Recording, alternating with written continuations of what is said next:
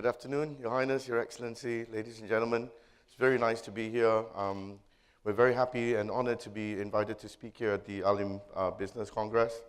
And I just want to talk a few things about what Climate Resources Exchange does and how a journey of resilience can be experienced and into transitioning Sharjah into a low carbon intensive emirate or economy. So some of the slides on here, I'm probably just going to run through just some of them. Some of them might skip depending on time. But really, I'm going to start off with climate change and its impact, the integrative design process, which to us is a very important process in terms of reducing emissions. Some of the case studies we've done, the usefulness of carbon profiling, and the Paris Agreement. So climate change is a very real phenomenon that's happening. I think everyone is very aware of that. I don't like anymore to use the word global warming because some of the parts of the Earth are getting warmer and some are getting colder. So it's hard to describe it as global warming. The proper term should be climate change. And we can see the rise of temperatures over the past 50 years, 100 years, rising dramatically. There are 6 greenhouse gases that were considered under the Kyoto Protocol. I've got 7 up here because we're also including ozone gases. And the basic one being carbon monoxide. But other gases have global warming potentials. That means the ability for these gases to exist in the atmosphere for long periods of time. Now, the carbon cycle disruption is based on the burning of fossil fuels. Deforestation is a major problem. And of course, loss of Arctic ice based on rising temperatures has actually led to a decreased albedo effect.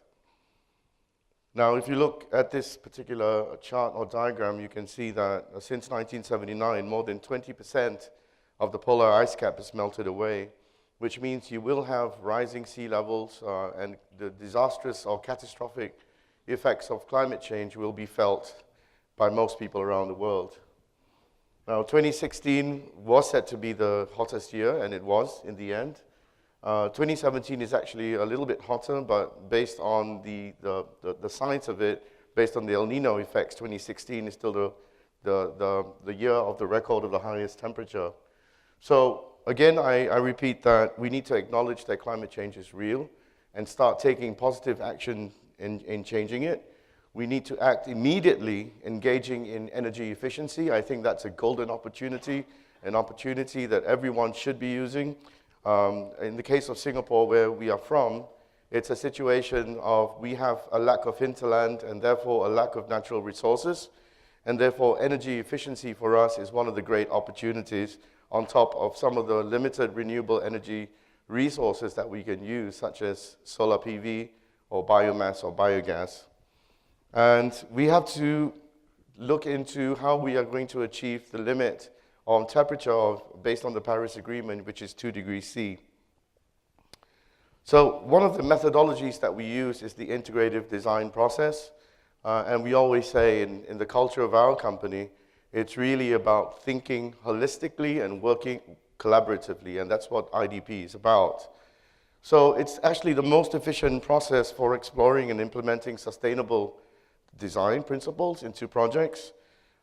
Basically, you're looking at reducing the consumption of natural resources, such as fossil fuels, such as water. And as I mentioned earlier, it's a collaborative and iterative process. It never ends. We should be continuously looking at how we can improve the way in which we operate our infrastructure.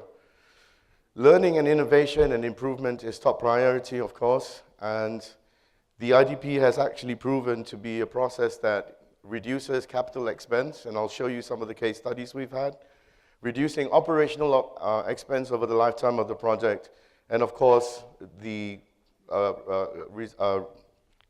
resource consumption reduction. Yeah. So the integrative design process starts off very earlier on in the stage of the project. It's essentially a collaborative cycle where it is interdisciplinary, and people are actually working together right from the outset and sort of saying, well, I need to understand more about another discipline and not just care about what you do, but learn about how you can collaborate together in that process. So it also is a process of understanding how things work together. So systems and key subsystems must be viewed holistically. We can't use piecemeal approaches because small catalytic events can cause changes in complex systems. So I mentioned earlier that the IDP traditionally will work very well if it's done right at conceptual design stage before you get into detailed design. And the methodology is to use a series of charrettes or workshops. So if you look at some of the very old cities around the world, you find that some of these places have lasted for thousands of years, and that's because thousands of years or hundreds of years ago, people used to work together collaboratively to make sure that a particular piece of infrastructure could last for a long time. Now it's more of a commercial way of thinking about it, and everyone just cares about what their discipline is about, not really taking into consideration what effects could happen if they didn't consider something else. So the holistic approach to sustainable development is to use the 12 pillars of sustainability, or I now like to call it the 12 pillars of resilience. This is not to be confused with the 17 Sustainable Development Goals. And basically, when you look into developing infrastructure, these are the 12 that you look at. And I'll just use the example of energy to start off with. Increasing energy efficiency is a huge opportunity. Energy conservation is something that must be considered right from the outset, and the type of appliances that we use. Now, there's no such thing as the best technology to reduce emissions. The best way to reduce emissions is to make sure that all systems are working together in harmony.